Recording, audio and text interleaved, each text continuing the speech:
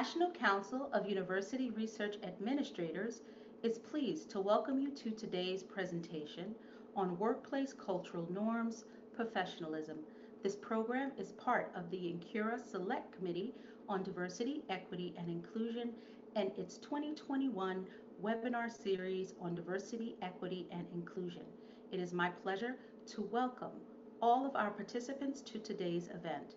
Please note, today's program is being recorded and will be available on Incura's website and YouTube channel, linked off our website at www.incura.edu within 3 business days, as well as the slides for today's presentation. All participants' audio and video are muted.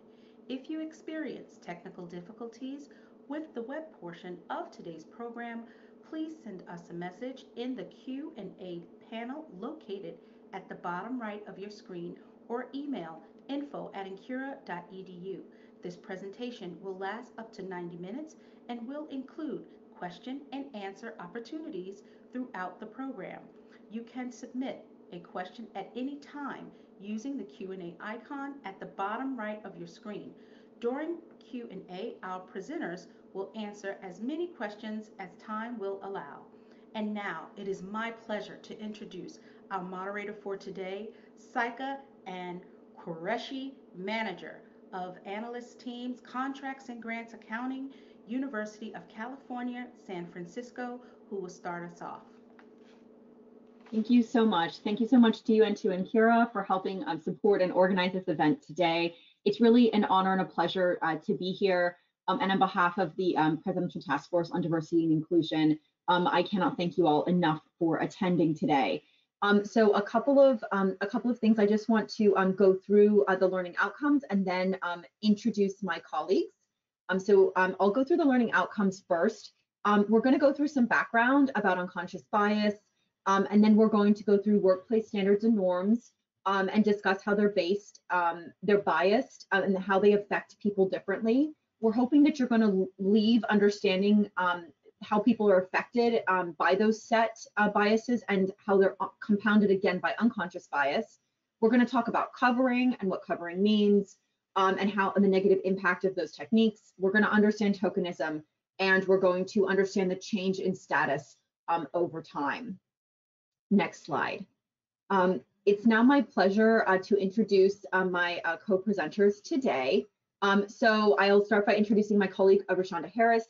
Rashonda is a seasoned research administrator with over 20 years of experience, 17 of them in management. She's worked at a range of institutions and consulting firms, including Thomas Jefferson, Temple, Children's Hospital of Philadelphia, Attain, and Emory University. She's also adjunct faculty at Johns Hopkins, where she teaches on the graduate program for research administration. With Incura, she is a past executive leadership program alumnus. She is a past traveling faculty member for financial research administration and a member of the Professional Development Committee, and she was a presidential appointment to the board member and a member of the Presidential Task Force on Diversity and Inclusion, and is currently an at-large board member, a 2020 recipient of the Julia Jacobson Distinguished Service Award, and a 2021 recipient of the Region 3 Distinguished Service Award as well. I'd also like to introduce Anja Soto. Anja is the founder and one of the lead facilitators for Culture Crafters. They're a leading and cutting edge firm in the space of diversity and inclusion and equity training and managerial training. She's really helping to change the corporate landscape and helping organizations make the work environment human-centered, inclusive, and collaborative. She began 10 years ago in coaching training through Coaching Training Institute, followed by the Leadership Development Program. She is a professionally certified coach and focuses on taking individual contributors and making them into people leaders. She focuses on overcoming silo mentality, and teaching leaders to navigate conflict effectively and proactively while creating a trusting work environment, which is necessary for innovation and collaboration. Finally, my colleague, Stephen Lee. He is my colleague at the Institute for Human Behavioral Research and Education, where we serve as board co-chairs. He is a business continuity professional at the Federal Reserve Bank. He previously held key positions within the University of California Systems Office of the President and UC San Diego, where he was involved with implementing compensation programs and DEI initiatives. He is an expert in strategic HR and change management. and he is a SHRM Senior Certified Professional.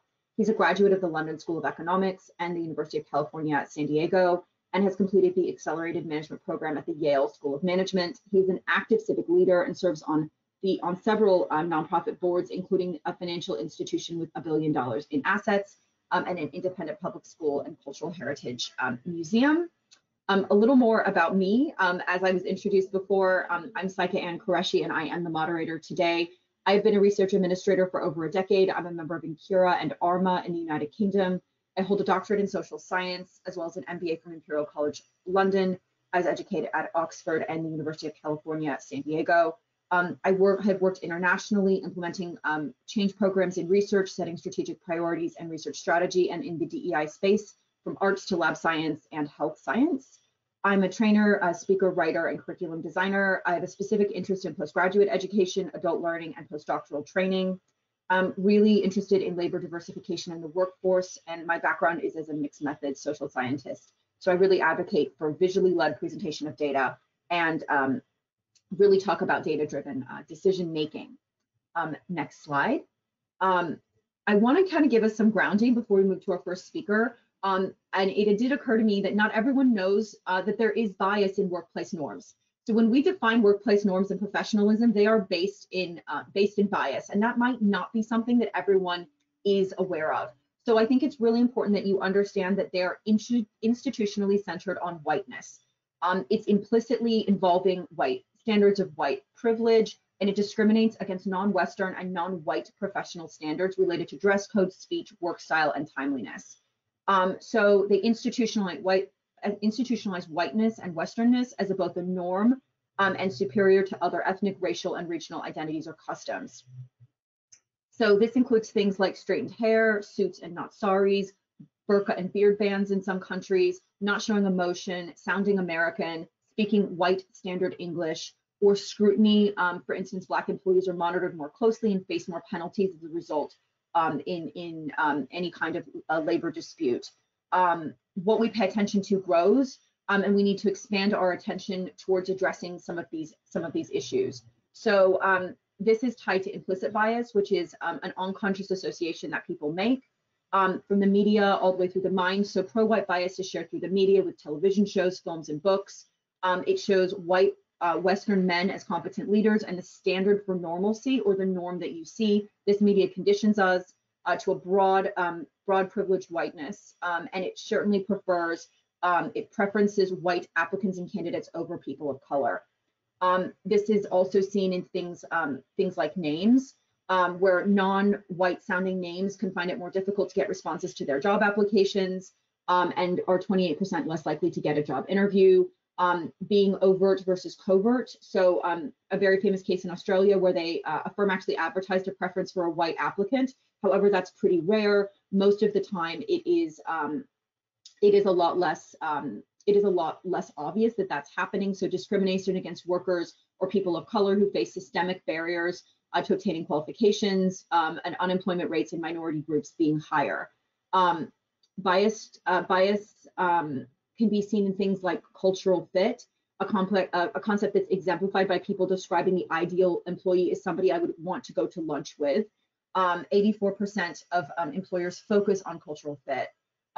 Language is a focus on English vocabulary and grammar and syntax, really focusing on academic or corporate spaces that show really unnecessary complex language. When it comes to promotions, we also see bias here in terms of those who rise to the top or those who don't. For instance, recent data shows that Asian Americans are the least likely group to be promoted to management positions in the United States, despite being the most highly educated demographic. It's about racist stereotypes as Asians being quiet or less likely to be seen as leaders.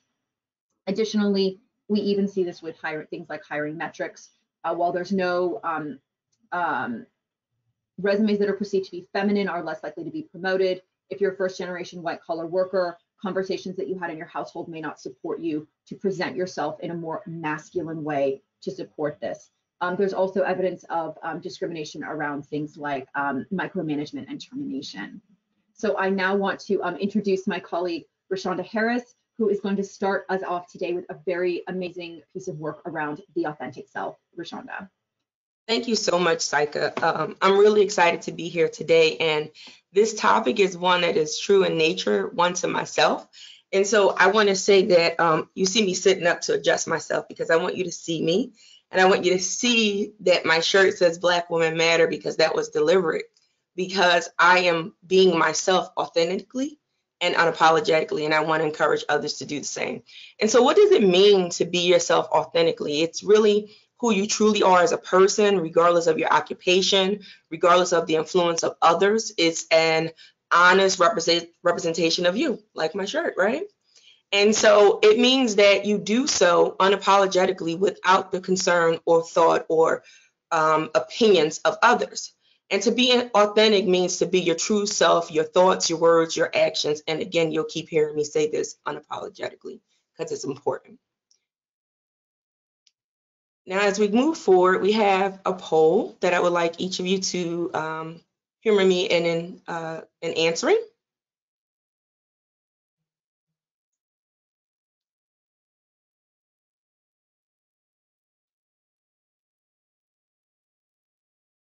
All right. So, do you bring your authentic self into your workplace?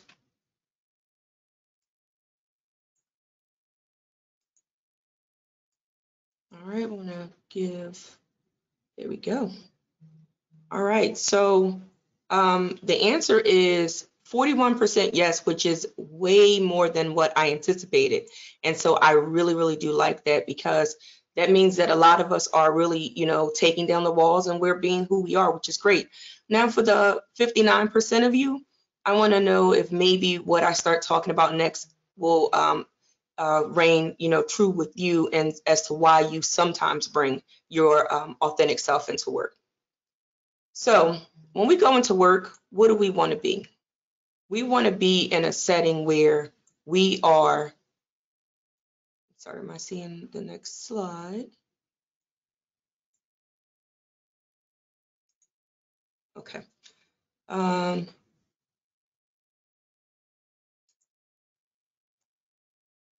I'm still seeing the poll. Should I be seeing the next slide?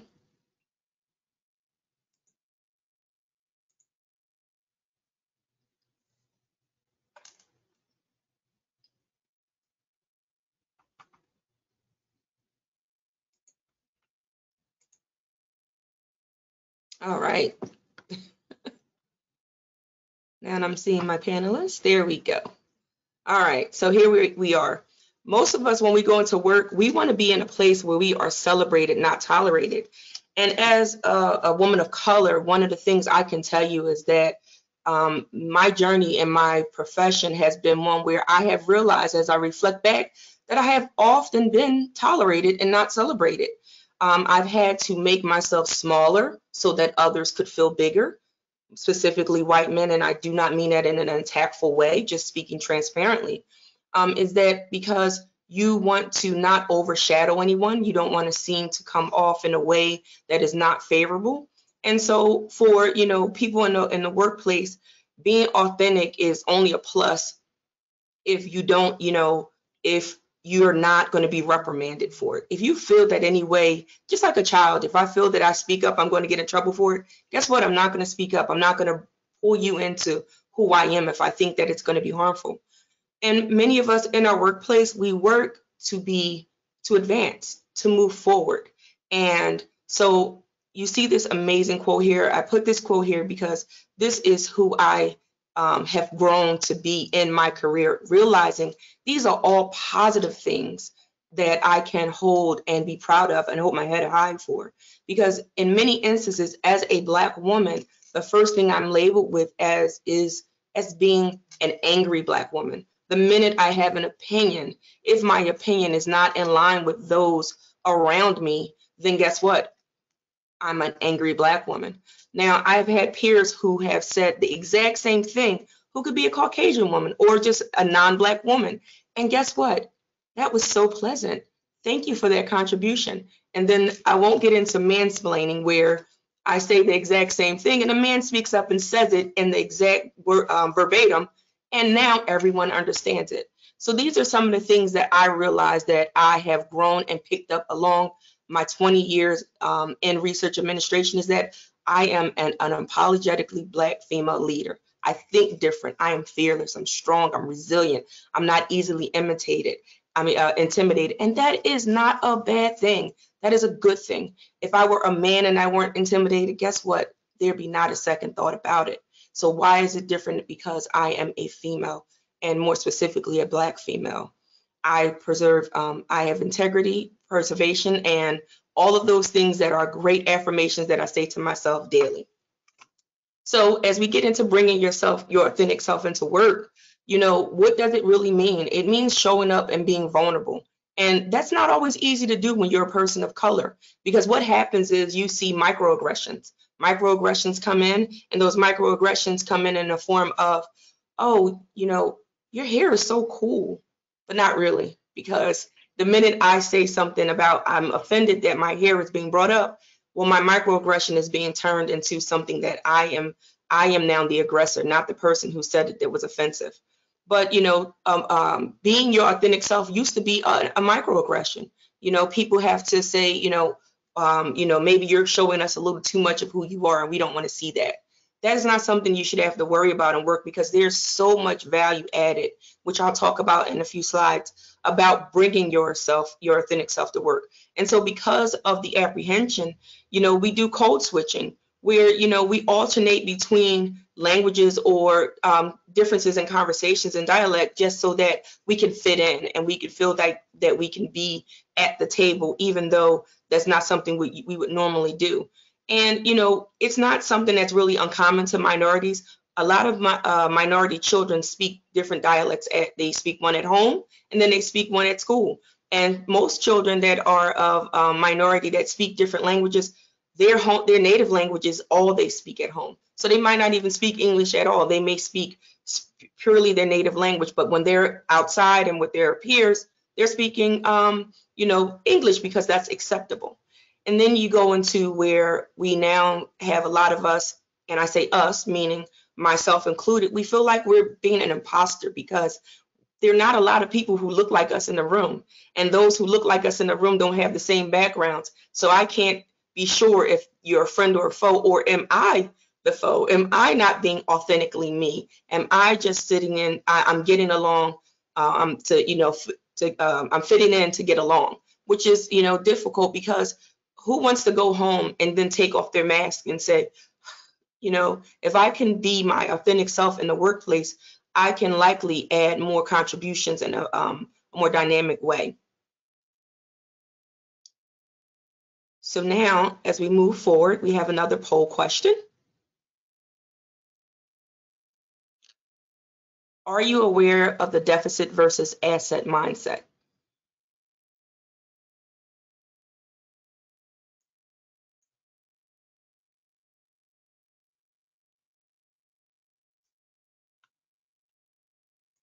All right, while we wait to take this.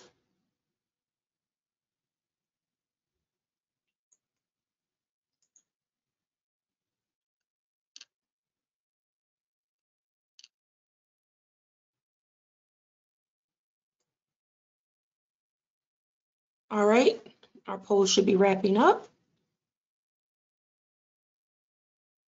All right, and so 20% yes, 50% no, the other not sure. Well, I am happy to enlighten you.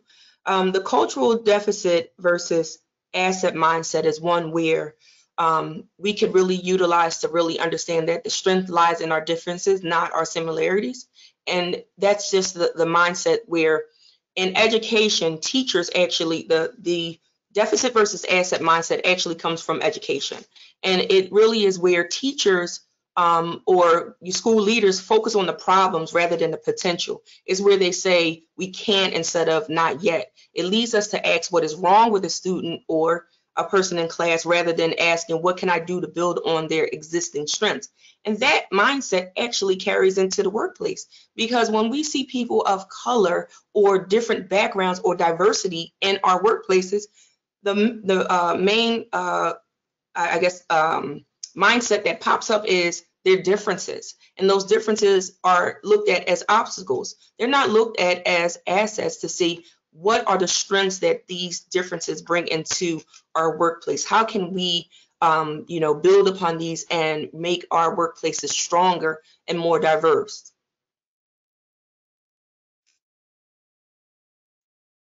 Now, when it comes to the asset mindset, the asset-based approach is where it makes it visible and values the skills and knowledge and connections and potentials in a person. The asset-based approach emphasizes the need to redress the balance between meeting the needs and nurturing the strengths and resources of people in their organic states. And what that means really is that we appreciate the differences, and looking at myself as a woman of color, rather than saying, okay, well, she's probably angry, or she comes from, a low socioeconomic status, or maybe just how she talks, she's not as educated. I cannot tell you how many times I've had that exact same thing thought about me. For example, as the leader, I'm very down to earth. I don't mind going into the waiting room to pick up the person I'm about to interview. Well, guess what they think I am? I'm the secretary. They don't think I'm the boss that's coming to interview them. They look at my staff as the leaders, and they give them that respect because they're automatically making assumptions about that. And so rather than make assumptions based off of what we see, I challenge you and encourage you to use your openness to think about new people and their differences in a way that really helps them to be an asset to your organization based off of their differences. All right, I have one final poll question for you. And this poll question will be on your screen momentarily. It says, are you aware of intersectionality?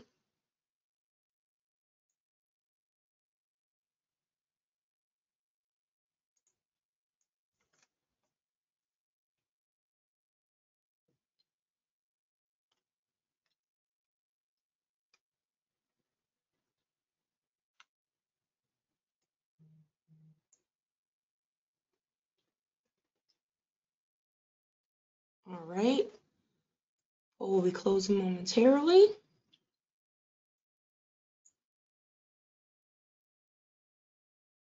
So, okay, fair amount of yes and somewhat and no. Okay, so the term intersectionality was coined by Dr. Kimberly Crenshaw, and intersectionality is a framework for conceptualizing a person, a group of people, or a social problem as affected by a number of discriminations and disadvantages. It takes into account people's overlapping identities and experiences in order to understand their complexity of prejudices they face. Intersectionality is not simply about certain aspects of who you are, but it shows how these aspects increase your access to the good things or your exposure to the bad things in life. Like many of the social justice ideas, it stands because it resonates with people's lives because they are actually living these experiences. And so as we move forward, you'll see that there is a diagram.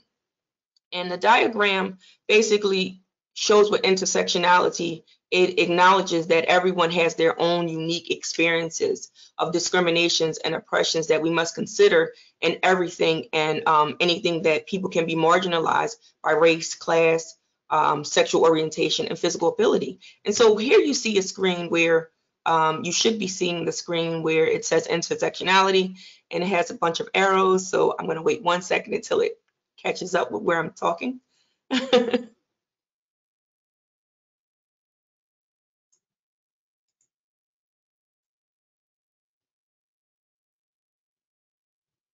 All right, there it is. All right, so intersectionality, you see a group of people and you see all of the arrows that face them. As a woman of color, I do not say this lightly, that I actually do not like using the term woman of color specifically. I like to use a Black Indigenous woman of color, and I'll share what that means as I move forward. But I will say that this is something that, as we are adults in this world and we are wanting to be better human beings, what we can do is educate ourselves, intentionally educate ourselves, and look to learn about others, because it will make us, one, better human beings, but it'll also make us more considerate. Because when you look at a person as a Black woman, I'm not only dealing with being a woman, I'm dealing with being a Black woman. And then if there is a different language I might speak, or maybe say an ability I might have, or even the one that I've commonly dealt with is age. Those are intersectionality. That is what it means to have multiple compounded layers of challenges that one faces. And so, whereas though it may seem as though, we say we're fighting for women's rights, right? Well, as a panel as diverse as the one you're looking at, each of us as women have different challenges that we face. And so even if we should reach equality, the chances are that there will be levels to that equality based off of our intersectionality, our race, our age, our sexual identity. Those are things that are the layer effects that can delay progress for people. And as you see right now, you see it says unpacking POC, who are we leaving out? It's important to understand that when we use the term person of color, we're not always capturing everybody. And many times the term is used with the best intent. However, it can be quite offensive. For example, I was watching, I think it was the Oscars, and an Asian woman went up to get an award. And they said, she's the first person of color. That wasn't accurate. And I'm sure she didn't feel it was accurate either. She might have felt that the term Pacific Islander or, something more suiting to who she is would have been preferred. But when you tend to group people without understanding what that saying means, it can be more offensive. So I encourage everyone to, before you use the term a person of color, ask a person, how would you like to be addressed? Or try to address them more specifically rather than give them a blanket statement. You'll find that that person might actually thank you and appreciate that you have given them the consideration of not lumping them into one group. As I close, I just want to say that language holds the power to unite or divide us and to make your audience feel accepted or rejected. So choose your words wisely. And with that, I would like to introduce Saika Ann Qureshi. She will be talking about our next session, covering. Thank you so much, Rashonda. Before I go into the covering piece, I just want to kind of ask you a question. We've had some questions come in, and before I start speaking about covering, what do we do if someone's authentic self is not well received? What is your advice for people whose authentic self is not well received?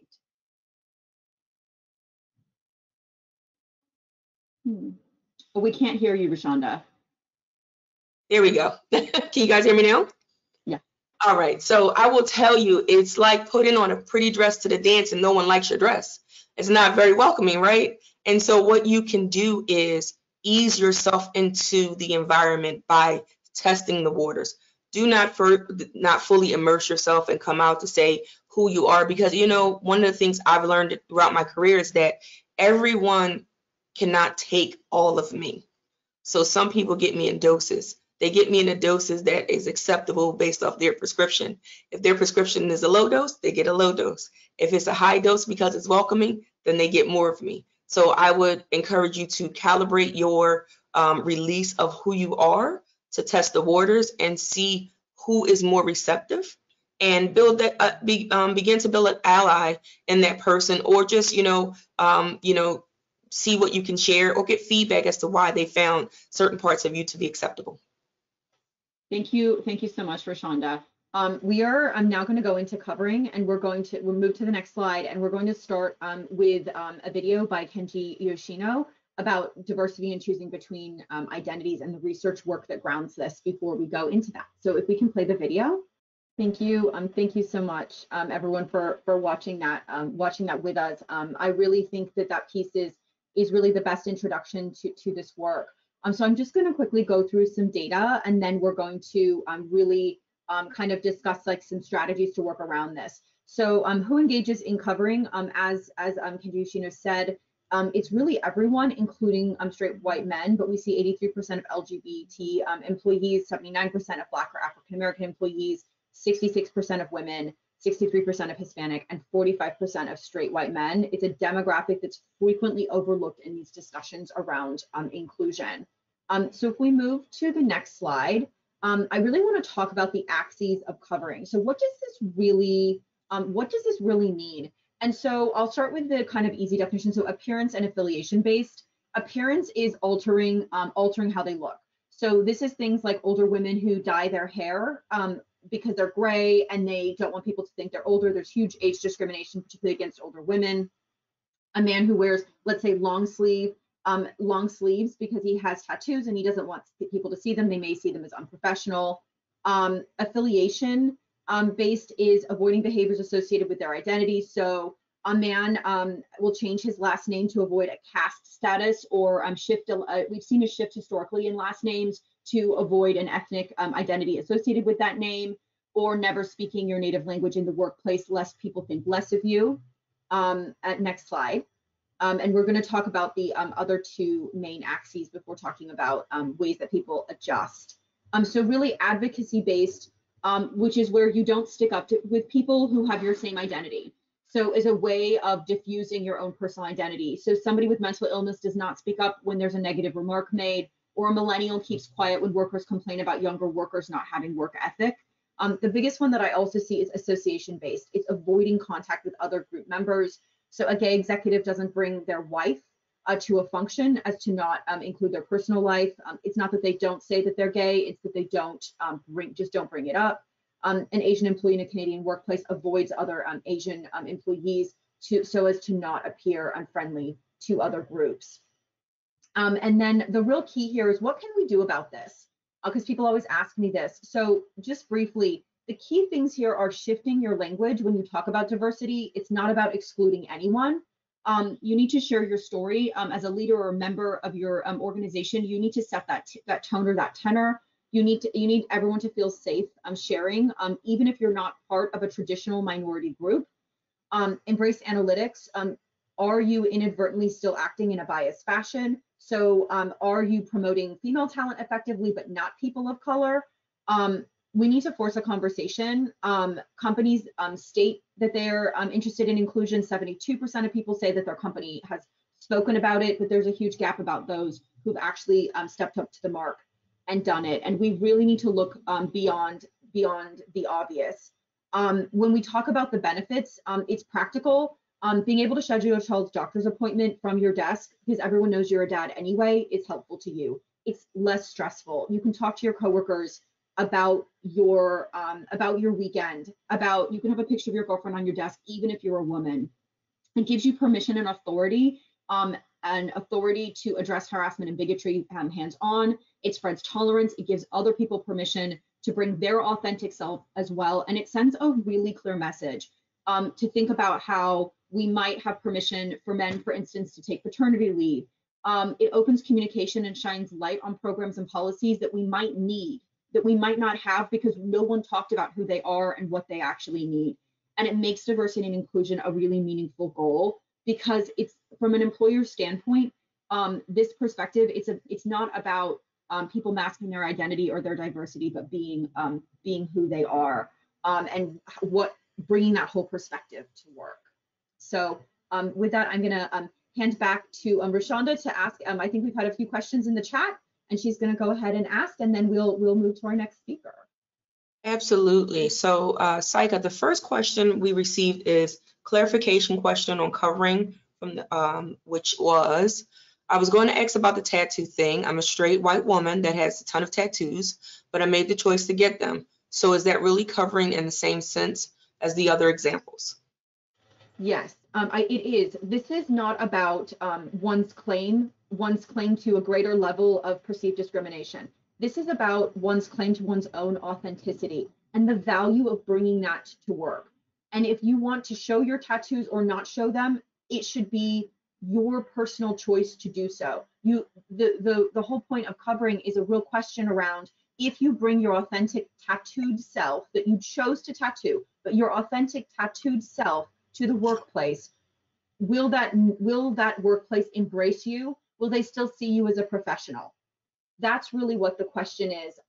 And I do appreciate your point. You know, you chose to get those tattoos. You chose to become a member of our population who has a tattoo. But rather than some other identities that are not by choice. But yeah, no, that's really what it's about. Can you bring your whole self to work? All right. And do you think we have time for one more question? We could probably do one brief question. Yes. All right. So how do we speak? How do I speak to the leadership about covering? Absolutely. I think this is a fantastic question, especially if you may be a leader, you may be an individual contributor in your organization. So I think we've provided some materials here. You can certainly start with that to make sure they even understand what it is. They may not realize it's happening. And then I think it's about starting with vulnerability and personal examples.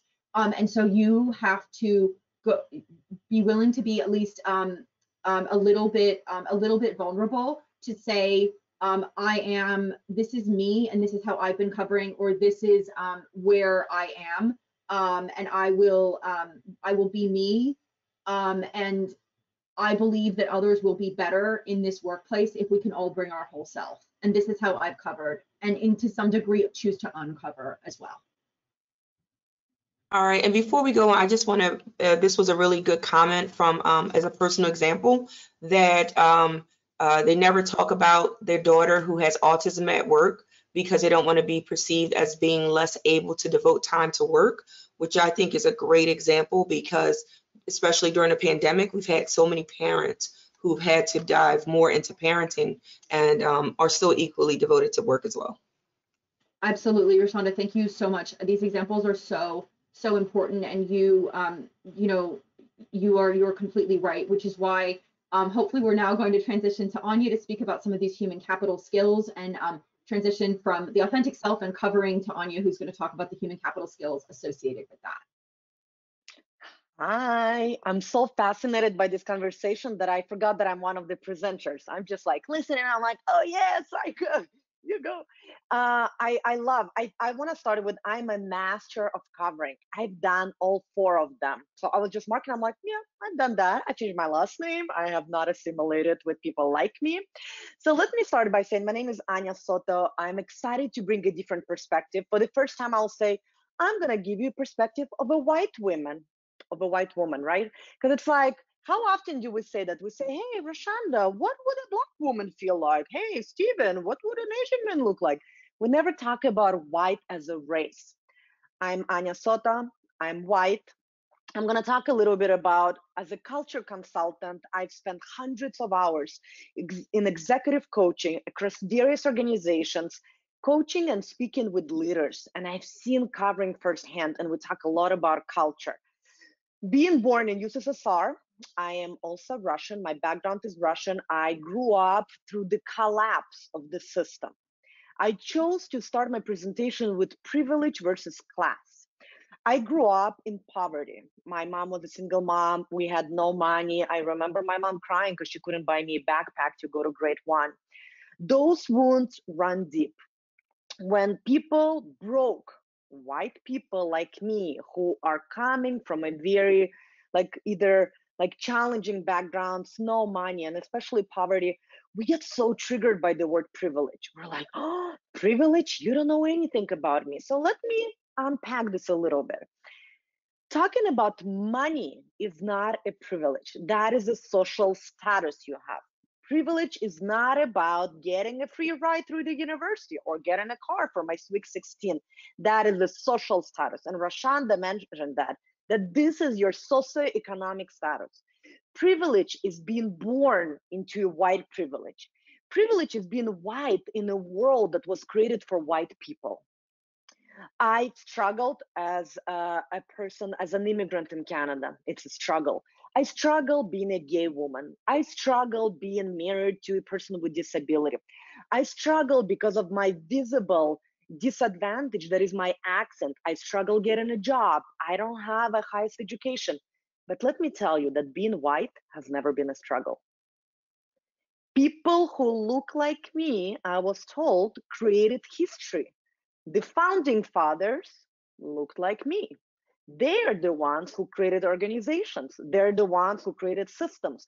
White people struggle seeing systemic racism. We only see racism or any, for that matter, like discrimination as individual acts of harm. So I say, I'm not racist. I've never done anything. It's the system. We were born, and I want you to really understand. First of all, break down, there's polite means upper class manners. Degree, I had time to go to school. Reliable, I have my medical insurance. Great references, guess what? I had social connections. People I went to school with, their parents gave me a job. They gave me an opportunity. Talking about equity and equality, we have different starting points. But the most important thing that I have internalized dominance. It's internalized. It's genetics. It's DNA. It's not something that, I chose to do, or my parents told me you can be anybody I want to be. This is whiteness. The TV was about me and people like me. The books I read, the real estate. You can be a racist, but you never created laws and redlining. You can be a racist and say, you know what, I don't want to work with Anja because she's white, but you don't have the power to create laws that will not allow me to buy houses where white people do. Gym, history, social inclusion, postcards, leadership team, everywhere. There, people like me are everywhere. This is the whiteness we're talking about. And it's not about hating white people. It's about being aware. I have I have social inclusion. It was given to me. That's my privilege. And it has nothing to do with money. This is what it looked like. Dominant is, as I said, internalized dominance versus internalized oppression. People like me being brought up, and again, it's biological. I can feel it in my body. Right now, I am surrounded. Like, I'm happy that my colleagues are of different color and different perspective. It's rare, because if I want to, I can organize my life that I will be surrounded by white people anytime and any day, where people of color don't have that opportunity. They cannot be surrounded just by people like them. Diversity versus equity. Not everyone needs the same. Equality is not equity. Unaware of feeling like they belong. White people go through life, they belong. They belong by default, right? But people, and again, I'm going to speak to Rashan that talked about intersectionality. So I'm a white woman and I belong as a white woman, but I don't belong with my accent to all the groups. And I don't belong being androgynous, and I don't belong being gay, and I don't belong being the mother of 3 kids to people that have no kids or not married and travel around the world. So, like, what are the identities? I am very aware of identities that afford me privilege and belonging, and identities that I need to cover up. Because what am I gonna? I'm gonna put my best foot forward, right? So this is the unawareness that some people even question not belonging, right? So, which brings us to dominant and non-dominant identities.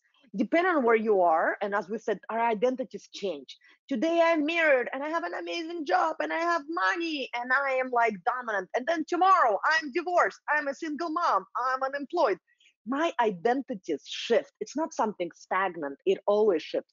Corporate identity was again created by white people for white people. Here's the dominant identity: heterosexual. Type A, we love, but that's a white culture. Hustlers, we need to hustle, we need to get shit done quickly. Middle class, that's usually like people, oh, they know how to dress, they have middle class manners. We like people like that. Extroverted, loud, non-confrontational, nice, conflict averse, has a co-parent. Oh, you're a single parent, you're not reliable. Like someone said, I don't want to talk about autism because that means I'm not reliable. So ideally, we want to have 2 parents, younger or older, depending on your environment. If everybody is like you, then you're part of them. If everybody is younger or older, you're not one of them. Fluent in English, right? And non-dominant. Again, there are multiple dimensions of identity.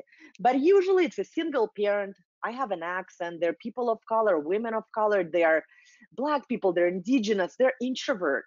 They're older, they're quiet, they're not tech savvy, they're not afraid to speak their mind. We don't want to work with those people. They're challengers. Who wants to be with them?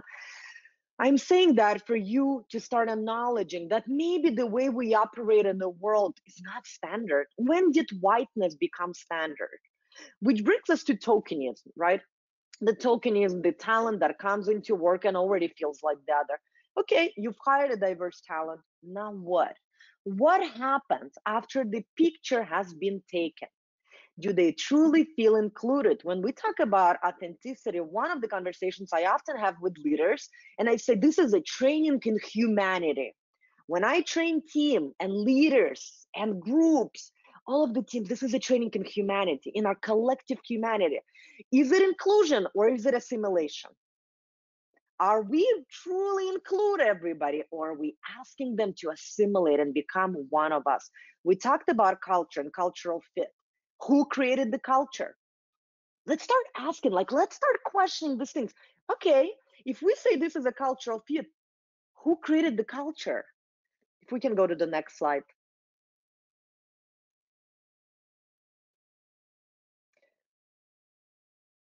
So this is a quick test that we're not gonna do because we're running out of time, but we will. I'm gonna just ask you, for each one of you in your organization, start thinking, who are the dominant identities in my organization? Who is the culture? What are those dominant identities? Business versus people. When we talk diversity and inclusion, right? Business says it's not the dominant competition, information hoarding, right? Power. Who knows about budgets? Who knows who's going to get fired and who's going to get hired? The perfectionism versus appreciation of mistakes. It's individual performances, silos mindset versus team. Is everyone succeeding on my team? And is everyone equipped to succeed? Because again, remember, not everyone needs the same. Different people have different starting points and need different support. It's fear of open conflict versus constructive feedback. Have a decency to give someone an honest feedback. Give them a chance to be better. It's skeptical management versus supportive. It's title versus experience. Those are the inclusion, the dominant and non-dominant identities. And finally, true inclusion, when we talk about cultural norms, one is, of course, starting to pay attention. Saika started out with it. It's like, who created those work standards? Who said whiteness is the standard? Who said straight hair is the standard? Who said type A is the standard? Who said loud, like me, is a standard? Who said, who created those identities? You look at the transactional, right? This is where people say, okay, let's talk about diversity. How many diverse hires do we have? Data, number, rewards, compliance. Who are we going to punish and who going to we promote? Like, let's promote. That's transactional D&I. And yes, it is important. I'll never say don't have metrics. Yes. But what is sustainable? It's transformational. It's stories, it's people, it's life experiences. Why they joined and why they left. It's empathy and it's relationships. Because it's easy to say that I am not racist. I have one of my friends is a person of color. And I know somebody who is gay in my family. How can I be homophobic if I have a gay friend? Transformational D&I and inclusion is about listening to those people's stories and asking yourself, whose perspective is missing in my life? It's not about hiring, but what can I learn? I want to listen to your story. And one of the questions you can start asking is, help me see the world the way you see it, through your lens, through your life experiences. And if you're in a leadership role, if you're in a leadership position, believe people when they tell you, I feel discriminated. Don't say, oh no, that's not what they meant. They have a good intention. Believe people when they tell you they're being discriminated. So I guess I'm going to leave you with you as individual. If we collectively stopped blaming HR or feeling like, well, the leadership team has to do something about it. The government has to do something about it. It's about resources. What can you as an individual, one action you can take to become a more inclusive leader in your life? That's what I'm going to leave you with. Thank you. Thank you so much, Anja. We've had a number of questions actually come in. A really interesting question that's come in. What are some of the effective methods you've been able to employ to challenges in the organizations that you've worked with, that especially around things with cultural fit? Well, we always say, first of all, we need to start unpacking. Like, who do we hire? Right? Let's look around. You know, one of the questions people say, well, today I had a training in the morning where someone said, well, but what if we just didn't see color?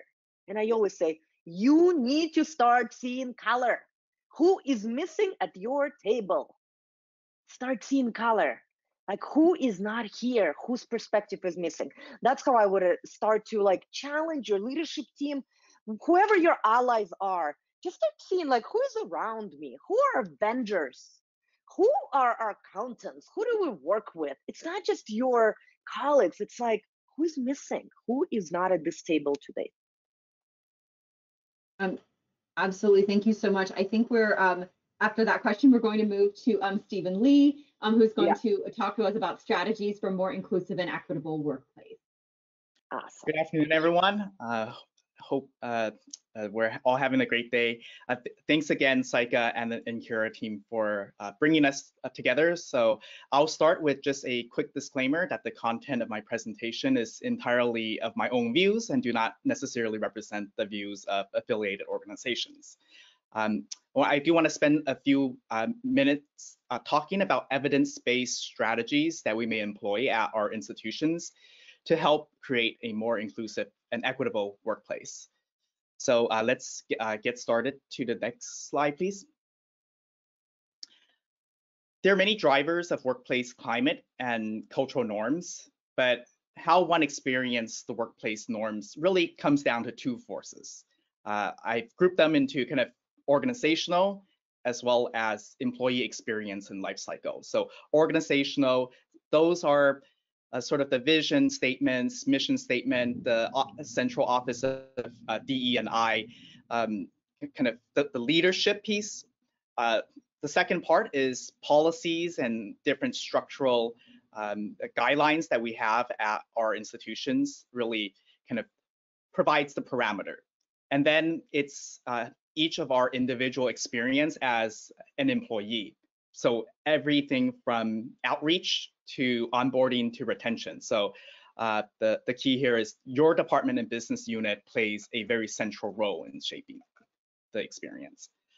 Just quickly to look at some demographics gap. While the US population for undergrad and graduate population have doubled in terms of non-white and minority students, we see that it's a very different picture at the university presidency level. And going on to the next slide, to see if there's any improvements in kind of the cabinet level. Well, not really. I think we're still looking at close to 90% kind of white men and women occupying those offices. So why does this matter? It matters because I think goes back to some of the points that my co-presenters made about bringing the right voices to the table. It matters because you need this leadership component to drive the type of conversation and change. And if you don't have that type of perspective, you just won't be able to achieve the change that we want. All right. Many of you may be aware of the National Science Foundation's Advanced Program. This is a program that funds research concerning gender, racial, and ethnic equity in academia, and specifically in the STEM fields. But there are lots of applicable lessons that we could take in terms of other areas of the universities. Hundreds of studies over 20 years, and many universities have established permanent initiatives to turn these research findings into actionable strategies. So we'll go over some of the research today and see how we could apply the research. All right, thanks. I want to first highlight some research that was done by Mary Blair Lloyd at UC San Diego, where I used to work, and it's an issue that I'm quite familiar with. So this study looks at 119 video recordings of candidates' formal job talks. You may be familiar with job talks as a very central part of faculty recruiting. It's where PhD graduates will present their original finding to the faculty that's hiring them for the job. And the theory here is the treatment may vary based on the candidate's gender and the proportion of faculty who have received training in inclusive recruiting practices. And this is absolutely true. What happened was female candidates would receive a lot more questions, interruptions, and also because of all the time taken to ask questions, they had to rush through some of their presentations. This following study takes a look at how different groups recognize chilly department climates. What this research found was your ability to recognize a hostile or unfair work environment isn't always because of your personal experience of marginalization. Across the different demographic groups, individuals who are aware of systemic disadvantages for women and underrepresented minorities, even when they themselves don't experience the marginalization, they are actually more likely than their colleagues without that awareness to recognize chilly climates at work. And why this matters is because it's impacting folks who are either disadvantaged, or not disadvantaged. So it impacts the entire department. And I think this goes to the point of the need for unbiased practices and also unconscious bias training in the departments. The last point with that research is, if it is seen as unprofessional or not aligned with professional demeanor to discuss these workplace challenges, you're less likely to do so. We talked a bit about covering earlier. There is some great research being done out of the University of New Mexico, where they were looking at surveys of faculty's use of family leave policies, and they found that some departments, faculty, their use of parental leave was strongly determined by the department chair or senior members of the faculty's attitude about family leave policies. So you end up seeing a lot of people covering or just not taking advantages of certain policies. Additional research have shown the persistent and power of this idea of, you can only devote to work or family, and I think there's some lessons learned in how we want to implement some of these empirical based strategies to making our workplace better.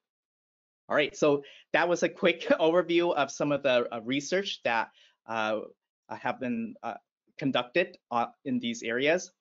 Wanted to talk about the recruitment and hiring process. I think these steps that I've laid out on this slide, they're pretty well communicated in various DEI programs, but the point I want to make on this slide is one of the best things that departments can do to make the recruiting and hiring process more inclusive is to move away from this idea that the interview process should be a stress test. If you move it from stress test to the idea of building rapport and actually making your candidates feel comfortable in being their authentic self and having those psychological safety atmosphere for them to really shine and share with the hiring committee about their work. All right. Again, we talked a bit about some of the problematic things with the idea of cultural fit, and we need to move from cultural fit to cultural add in order to really expand our candidate pool, as well as finding new employees who will really add to the team's impact and really just enrich the workplace environment. If you're always looking for someone who just looks like you, the outcome will just be the same. Right. So a few compensation best practices. Transparency is very important. A number of states have passed transparency compensation laws, as well as promoting the ability to discuss pay and not have any consequences relating to that. I will touch upon just the need for regular pay equity studies. Many universities are engaged with these type of activities already. But one of the things you want to look at is whenever you're evaluating promotions or making a decision on adjusting pay, you want to look at why you're doing that and whether it is consistent with your compensation pay philosophy. All right. And on my last slide here, retention best practices. If you're feeling like your workplace culture is chilly, you're likely not to seek a retention. So in some of the universities that I've worked with, this is one of the big challenges is not everyone who are eligible for retention if they're being recruited, particularly if you're women or underrepresented minority, you may not always feel comfortable in seeking a retention package. So what ends up happening is those who are in kind of the dominant category of the organization will feel more comfortable in seeking retentions, and you create a cumulative effect in their ability to grow their salary and compensation, while minority employees may not be seeking retention, so they leave, or they simply just turn down an offer and not take advantage of that. And a couple of other point is just the importance of needing to find mentorship and looking at the climate. And they all work together to ensure a inclusive and welcoming climate. Thank you, Stephen. We've had a couple of questions, so I'm going to ask you just a question, and then we'll watch a film on change over time, and then we're going to ask some panel-wide questions. So I love that you highlighted the stress test, and we got a couple of questions about that. Specifically, you talked about the stress test in the interview process, but can you speak to the stress test or stress testing employees and how counter-inclusive that is? And as an employee, if you feel that's happening, maybe some strategies around that. Yeah. So I think employees, when I assuming you're talking about performance management? Yes, it can be in that part of that process in many cases. I think there needs to be just standardized training on across different departments and business units. So there is transparency and communication, both at the manager level on how you conduct those stress tests on your employees, and then also understanding from the employees in terms of what they can expect. I think the issue really comes with this idea of unfairness. So if there are colleagues in similar situation facing these challenges, but they're treated differently, that's when it feels like the policies in place or the practice is not being inclusive and equitable. We have one other really, really interesting question around accented English and language. So sometimes English is used as a barrier to stop immigrant employees from moving up. However, there is also an argument that clear communication is needed. Can you speak a little bit around accented English versus English errors and support that could be provided? And in many cases, employers do not want to provide critical feedback about English skills, and maybe some support that could be provided there. Yeah. So I think this is a very interesting issue because usually the accented English and language barriers, they kind of hide behind this idea of executive presence and presentation skills. So generally, when you say we want someone who's very sharp on presentation skills or good with leadership, what do you really mean by that? So I think it kind of goes back to some of the kind of related examples, for instance, in college admissions on how people evaluate applicants, and there are just different codes for things that might not be politically appropriate. Thank you so much. We're just going to watch a conclusion on change over time, and then we're going to ask the panel a couple of questions about, this is about hiding your identity at work, and then we're going to go to the panel with some panel-wide questions. Thank you. We've had some really wonderful questions in the chat, so I'm going to start by asking the full panel. We talked a lot about authenticity, and we talked a lot about covering today, and we talked a lot about, like, from a practical perspective, how we do this. And I want to ask, how do you support bridging for others with your own authenticity, and how do we uncover? So I open that to the full panel.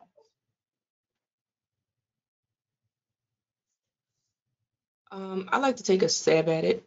You know, one of the things I do, I am a huge advocate for mentorship. And I think that mentoring is a great way to begin to bridge that, because, you know, it's not something that you can just immerse people into. Just, you know, how, you know, we used to learn how to swim back in the day. You were thrown into the pool and you made it, you know, good, you know, but if you didn't, kind of, you know, oh well. But by giving mentorship, it becomes a journey that you can walk with them, and you can guide, and you can help to be supportive when there are pitfalls, and you can also help to be a champion when there are small wins. And so I think that is one of the ways I would say to bridge it, and it's one of the ways I often use as well. Absolutely. Other speakers have thoughts? I will speak. As I said, I educate people. I educate people a lot. My deep belief, and leadership has the skill of generosity, right, and positive intent. I believe that people are good. I believe they have good intentions, but they lack education. And especially a lot of senior leaders lack education. And even though they have good intentions, they say things and do things that has a very traumatic impact on a lot of people. So I think the way I bridge it, just by showing up in various spaces and speaking my truth and helping them understand their own diversity story. As I said, everybody has a diversity story. Each single one of us, like I can look at like 400 attendees on this webinar and say, there was a time in your life when you felt like you didn't belong, where you felt like you were the other. And if we can connect them, as I said, like instead of like looking from the outside, right? Internal inclusion, where were you the other in your life? Thank you so much, Anja. Stephen, did you have any thoughts? Yeah, I think it's very important to just, again, going back to kind of the environment, having psychological safety to know that it won't negatively impact you by bringing your whole self to the workplace. Can I also add one more thing, Saika? It's important to also know that, you know, I like to speak in reality, and that sometimes it's not something you can do. And in those instances, that's why you see an exodus of people, or high turnover rate, because people know and they say this is not worth fighting and they leave. This has to be something that is supported by leadership, but it's not just, you know, with a superficial check. It needs to be something that is lived and breathed and really has commitment, not just from one person, but from the top all the way down. Because if it doesn't, then it's just going to be an exercise where people are going to get frustrated and there won't be progress. I also, like you, yeah, Rashonda, you brought a really good point. Also, it's about privilege, I think. I think we need to talk that not everybody has a safety to speak their mind and create this change. Some people, I told Rashonda in our private chat, I said, I'm willing to get fired for speaking the truth. Not everybody has that privilege, because people have to pay bills and raise their kids, and there are real consequences to speaking your mind that I think we need to be mindful of, and not put a blank statement that you should speak up for what's right and the justice. Not everybody has the same opportunity. Thank you. We've had a lot of questions, and thematically what they're around is people have questions about other people. How do you respectfully ask them? So what I mean is, they have questions about, they think someone's hair, they either want to ask a question or compliment, but they don't want to raise offense. So somebody has interesting tattoos or interesting hair, they've brought their authentic self in some way, and someone has a question about it. So how would you guys advise that you've been respectfully asked about something, that's an appropriate way that we can sort of mirror to others, respectful ways that people can be inquisitive. Well, I think it's surveying, taking a temperature, right? Because it's about how you say things and making sure that it can be received well. For example, hey, I really like your hair. Can I touch it? After my hand is on it is not the best method to say, hey, about my hair. Or, about, someone's tattoos or something. The respectful way to be is to be honest and to be considerate and thoughtful before you speak, meaning, wow, I really do like your tattoo. Does it have meaning? And that's a safe bridge to say, oh yeah, no, or just to engage. But be sure that your response is not written on your face of judgment, and you need to be equally as prepared to receive the feedback that they're going to give you into that story. Because if they're being their authentic self, it could, hey, my brother was killed when I was a kid, and this is something to remember them. It could be very touching, right? So you want to make sure that you're being mindful and you're prepared for what you might get. I love that. Do other speakers have thoughts? I mean, it depends on your relationship with the person that you're trying to learn more about. But I agree with Rashonda in terms of being prepared, in hearing the response. I mean, your question maybe just answer pretty straightforward, or it may be a kind of learning moment in where someone might kind of tell you like you're not using the right term, or this is not the right kind of framing of the question. So I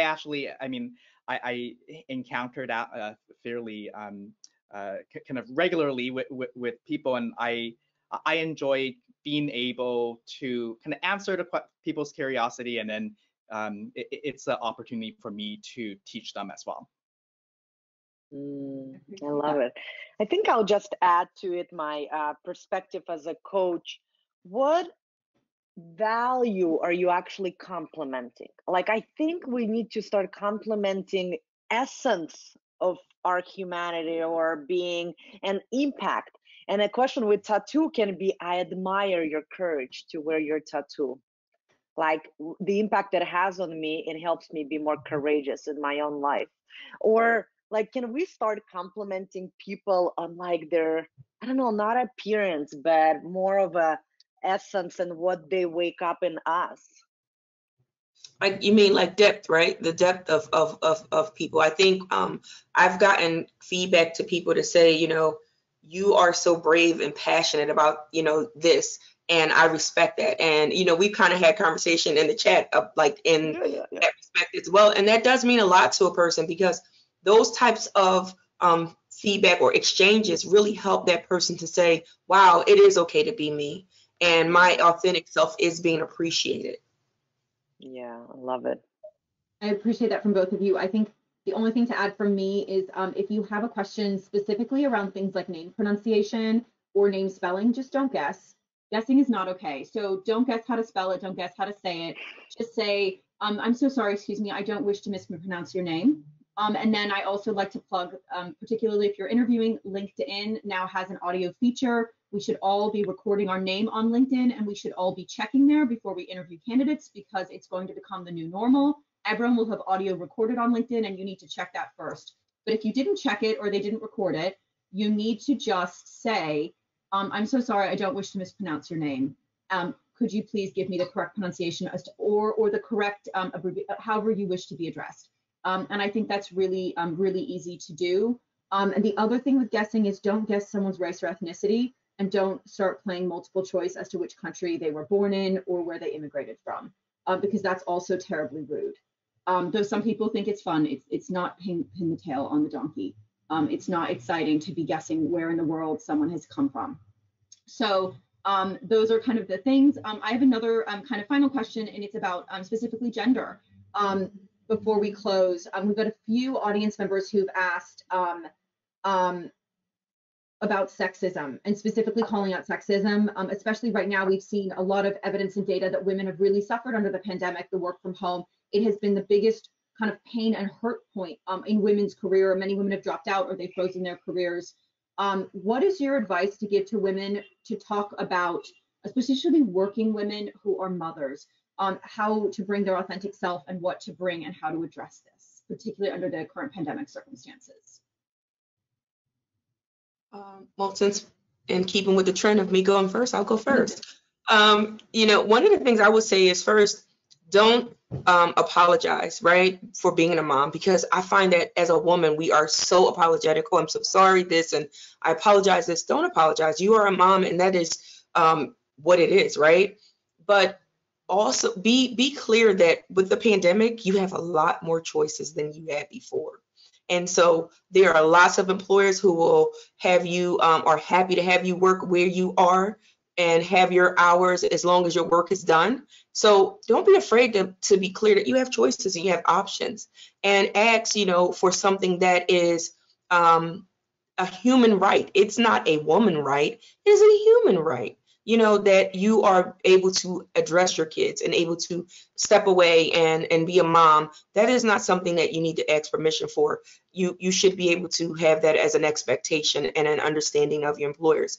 I remember working at an institution where I had a female supervisor who told me and another female that you guys could have been so much further along had you chosen not to have kids, you know. And so that shouldn't be something that is a thought that we put out there for people, for women, because it does not matter if you're a woman. There are men who are equally as involved with their children and stay at home and are, you know, are in the front line. So I don't think it's just particularly confined to women anymore.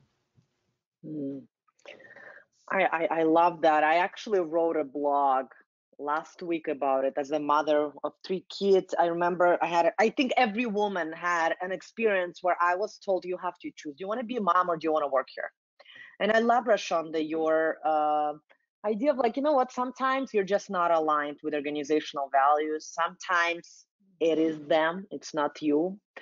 And sometimes you, again, start looking for organizations that are aligned, that will value part of your identity. And the whole blog was, how can you ask me to bring my full self to work and do my best when you're also asking me to leave part of myself at home?